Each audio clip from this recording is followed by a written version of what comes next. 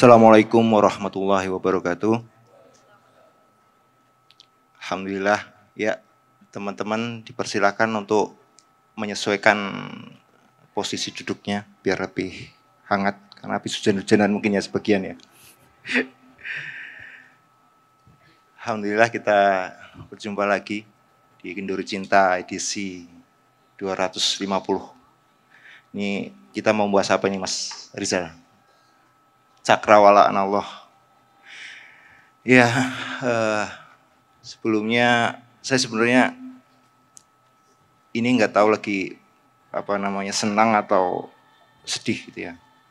Senangnya karena apa? Karena ya bisa bertemu kembali sama teman-teman setiap bulan gitu, bisa rutinan gitu, di Taman Ismail Marzuki ini gitu. Lihat wajah teman-teman yang masih seger gitu ya, pasti dengan perjuangannya masing-masing menuju sini gitu. Ada yang hujan-hujanan, ada yang macam-macam gitu ya. Tapi di lain sisi mungkin teman-teman sudah ada yang mendengar ya berita terakhir dari Kenduri Cinta. Jadi tepat dua hari setelah Kenduri Cinta bulan lalu itu sahabat kita, kakak kita, bisa dibilang inspirasi kita atau segala macam, pokoknya orang yang berperan penting gitu ya di teman-teman penggiat Kenduri Cinta gitu ya, bahkan mungkin di Mayah seluruhan gitu, itu berpulang ke Rahmatullah, Mas Gandhi Tanjung Wicaksono. Mungkin teman-teman ada yang mengikuti ya beritanya gitu kan. Jadi di kenduri.com juga banyak sekali teman-teman yang menuliskan testimoni mengenai beliau gitu. Ya,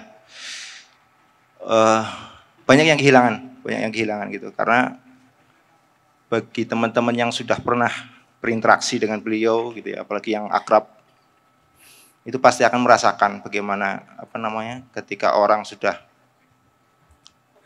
dekat gitu kemudian, dan itu nggak ada tanda-tanda soalnya, karena di KC bulan lalu itu beliau itu masih ya, kalau mungkin teman-teman suka melihat ada sosok di samping sini yang suka di belakang layar gitu ya, atau sering kalau ada Mbah Nun, terutama beliau yang sangat dekat dengan Mbah Nun gitu.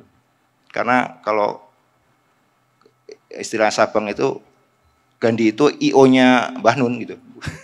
Event organisasinya Mbah Nun personal kalau di Jakarta gitu terutama gitu.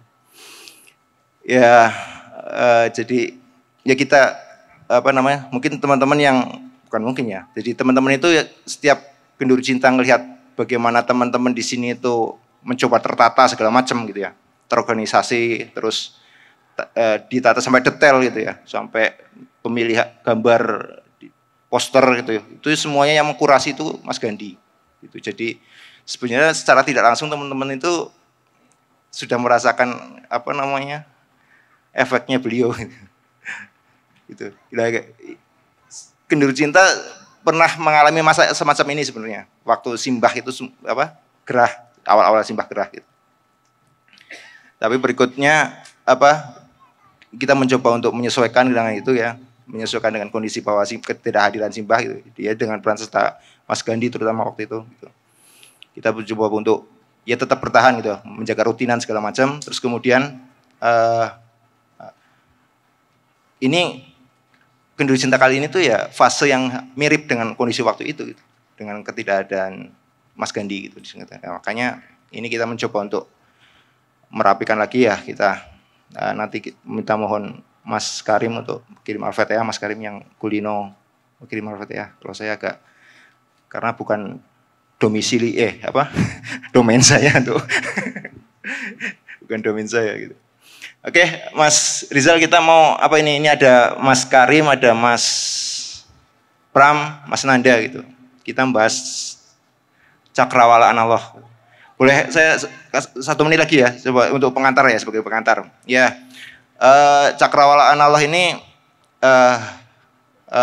tentu sebenarnya awal itu kita rebuan setelah Kenduri Cinta dengan prosesi segala macam untuk jadi 2 hari ya setelah Kenduri Cinta itu kan kabar tadi yang Mas Gandhi meninggal itu apa namanya mengejutkan kita gitu ya. Kemudian di erbuan berikutnya juga kita bahas terus mengenai pengalaman masing-masing teman-teman gitu mengenai Mas Gadi, dan rencananya itu Genderuwo Cinta ini pernah ada ide gitu ya untuk sesi ini episode ini tuh untuk dikhususkan kepada Mas Gandhi gitu. Tapi kayaknya juga kalau terlalu begini nanti terlalu gimana banget gitu. Karena kan nggak semuanya kenal Mas Gandhi gitu.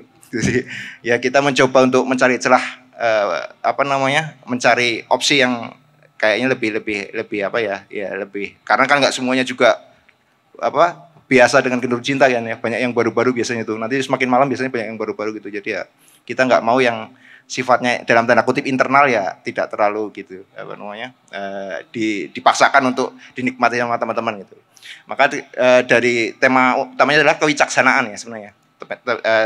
Kewicaksanaan itu juga salah satu penggalan namanya dari Mas Gandhi itu, Mas Gandhi Tanjung Wicaksono kan, wicaksana. Sebenarnya itu ya kita coba inilah, kita cari opsi yang lebih ini. Ya di Genderuwo Cinta ini kan kita mencoba untuk mulai ngalasi lagi ya di pembukaan gitu seperti biasa. Monggo Mas Rizal, kita mau ngapain ini untuk di sesi awal? Oke, terima kasih Mas Amin. Benar yang disampaikan Mas Amin tadi bahwa salah satu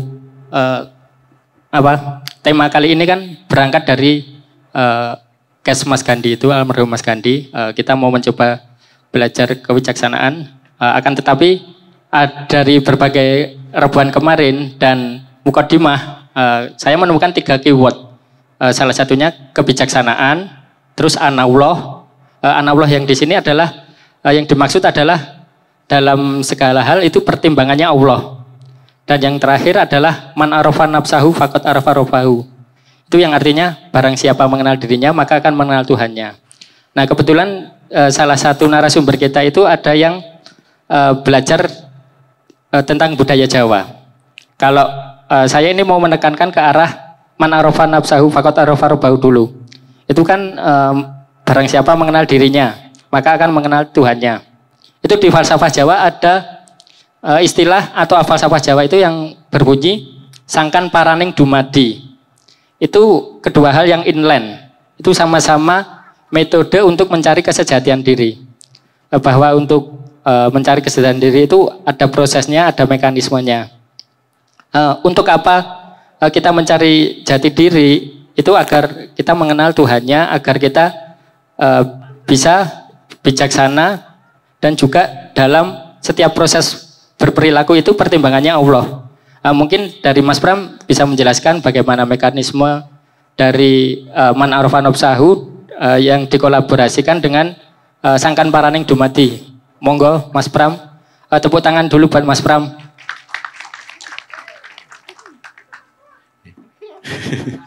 Assalamualaikum warahmatullahi wabarakatuh.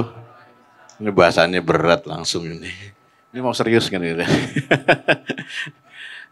Teman-teman yang sudah tahu bulan lalu ke sini ada, coba angkat tangan. Yang bulan lalu ke sini? Oke, ada ya. Atau yang baru sekarang kali ini sini? Oh, ada juga. Kalau yang udah datang tapi jarang-jarang. Maksudnya ada ya? Oke. Ya, terima kasih teman-teman. Ini artinya kita dalam mengadakan KC ini jamaahnya juga ada yang lama, ada yang baru. Ada yang mungkin sekali-sekali datang ya, sekali-sekali setor muka gitu ya, sama kita juga. Saya senang sekali ketemu teman-teman. Ya, tadi pertanyaannya Mas, jadi mungkin kalau dari saya ngambilnya, kita ketahui ya di Jawa itu sebenarnya kepercayaannya namanya kapitayan ya. Jadi bukan, kalau dulu ditulisnya animisme, dinamisme ya sebenarnya nggak seperti itu ya. Saya nggak tahu itu dibuat sejarah siapa yang bikin, tapi nggak seperti itu. Yang saya tahu itu kapitayan. Kapitayan itu adalah sebenarnya monotheism. Monotheis. Ya, dia monotheis, cuman dia menggambarkan Tuhan itu tan keno kinoyo opo. Jadi nggak bisa digambarkan seperti apa Tuhan itu. Ya, jadi begitu ketemu kebetulan yang pertama kali menyebarkan Islam di, kita nyebutnya Nusantara ya, meskipun saya nggak setuju Nusantara sebenarnya. Oke, waktu pertama kali di Intara itu disebarkan, ya, itu yang datang sufi, para sufi ya biasanya itu ya. Nah itu kebetulan di kayak apa tadi? Barusan kita tadi baca kulama nadaita Yahu, ya. Pada saat kami memanggil Yahu, ya Tuhan gitu ya. Kola abdi anallah, kola ya abdi anallah. Jadi saya lah Tuhanmu gitu. Itu sebenarnya ada di perkenalan Allah di Musa ya, kepada Musa ya di Bukit Sinai itu ya. Itu menggambarkan siapa Tuhannya, tapi tetap tidak bisa secara zatnya nyampe. Jadi Allah itu cuma mentajalikan, nggak bisa juga dalam bentuknya yang aslinya yang kita nggak bisa ngebayangin, karena makanya begitu orang Jawa ketemu hal ini, anggapnya seperti botol ketemu tutupnya gitu. Nah cuma isinya ini yang perlu kita bicarakan ya. Nah yang saya tahu dulu pertama kali ada istilah isi dan wadah ya, wadah dan isi. Ini saya bisa minum kopi karena ada wadahnya sama isinya, jadi bermanfaat nih. Minum dulu ya. Nah kalau wadahnya aja nggak ada kopi juga kan nggak bisa dinikmati. Kalau ada kopinya doang tanpa wadah, ceceran itu, nggak bisa diminum. Ya, ini juga tadi sebenarnya ini perlu kita jadikan semacam patokan. Jadi orang yang sudah paham mengenai ilmu-ilmu batin, ya harusnya jasmani juga bagus gitu. Jadi dua hal itu harus kita jalankan bersama. Nah, kalau kita lihat di Honocoroko ya contohnya ya, itu ada istilah Honocoroko itu kan awalnya ada utusan ya, gambarkannya seperti itu. Sebenarnya utusan itu seperti Allah mengutus, atau kalau dulu di Kapitaya itu ada yang namanya Semar ya. Semar itu utusannya dari Hyang Taya. Hyang Taya itu yang enggak tadi, yang suwung, yang enggak kelihatan, yang tidak bisa digambarkan. Itu Hyang Taya. Nah, utusan itu maksudnya gimana? Nah, utusan itu dia mengalami Doto Sowolo. Jadi udah enggak ada pertentangan lagi antara batinnya dengan fisiknya. Terus digambarkan ada Podo Joyono, dua-duanya yang sama-sama hebat karena sudah sinkron nih antara jasmani dan rohaninya. Nah, baru Podo Botongo itu kita Maga Batanga itu artinya hidupnya sudah mengalami kematian. Maksudnya kematian itu apa? Maksudnya kematian itu dia menahan hawa nafsunya, pancadria ya, bukan panca indera ya. Kalau panca indera itu kita taunya kan mata, hidung, mulut, pengucapan, telinga, itu panca indera. Itu fisik sebenarnya. Tapi kalau pancadria itu termasuk hawa nafsu. Nah, di Jawa itu ada pelajaran ilmu-ilmunya disebutnya kauruh ya. Nah, kauruh ini bukan bentuk yang cuma sekedar kita tahu informasinya, tapi benar-benar dilakukan gitu. Jadi kauruh pertama itu kelahiran jati, kauruh kelahiran jati itu yang hubungannya sama fisik. Mas-mas, mbak-mbakin atau ibu-ibu sekalian itu belajar bahasa, belajar seni, belajar matematika, fisika dan lain itu termasuk yang fisik sebenarnya, yang kelahiran jati. Ya. Jadi termasuk tadi menahan hawa nafsu ya, termasuk nggak boleh ngucap kotor, itu masuknya di yang berikutnya. Yang namanya ilmu kauruh salwa budi. Nah, salwa budi ini olah batinnya. Jadi pada saat kita ketemu orang harus menyapa seperti apa, berorganisasi seperti apa, itu ada dalam bentuk yang disebut saula budi. Nah, keduanya ini harus dipelajari dan benar-benar dipraktekin dulu, menahan tadi yang hawa nafsunya. Kita pernah tahu ya, ada satu ayat di Quran itu ada yang disebut, pernahkah engkau tahu manusia yang membuat hawa nafsu sebagai Tuhannya. Nah, terus di ayat berikutnya mungkin setelah di ayat yang lain ya maksud saya, itu akhirnya dibilang maka dia akan dibuat lupa pada dirinya. Karena dia tidak mengingat Tuhan, maka dia dibuat lupa sama dirinya. Nah, orang yang lupa sama dirinya ini di ayat lain nanti disebutkan, kalau dia sudah lupa temannya berarti setan gitu. Nanti kalau urutannya nanti saya tanya Mas Nanda aja ya. Lebih paham. Nah, itu tadi jadi urutannya. Jadi kalau kita belajar mengenai salwa budi, kemudian belajar kelahiran jati itu nanti akan disampaikan, Mas. Jadi yang tadi bilang sangkan paraning dumadi itu, sangkan itu adalah asal, paraning itu tujuan, dumadinya itu hidup gitu. Hidupnya tujuannya seperti apa. Nah, kalau kedua step ini artinya tadi ya ada yang menahan dari kelahiran jati dan salwa budi sudah beres, itu bisa akan terbuka yang namanya kawruh budi jati. Budi jati ini yang kita pelajari itu yang isinya adalah bagaimana kita berperilaku seolah-olah kalau di bahasa kitanya di Islam itu ada yang namanya ihsan ya. Itu perilakunya ihsan, seolah-olah tuh dipantau Allah terus-menerus, perlakuannya jadi nggak berani macam-macam, laku dan sikapnya sudah nggak macam-macam juga, dan ini benar-benar dia sudah jadi mungkin tarafnya itu seperti insan kamil ya, yang lebih sempurna lagi, tapi ada tahapnya juga. Kalau misalkan ditanya Mas Rizal sempat tanya ke saya, itu step-stepnya apa itu? Ya contoh aja sih, misalnya ada istilah pancaweda ya. Saya kebanyakan istilah kali ya, jadi yang gampang aja deh. Yang gampang aja, intinya kalau kita sudah bisa bercakap-cakap dengan baik, kemudian bisa berorganisasi dengan baik, terus merencanakan sesuatu dengan hati-hati, ya. Terus itu sudah masuk ya orang yang punya kawruh salwa budi yang baik.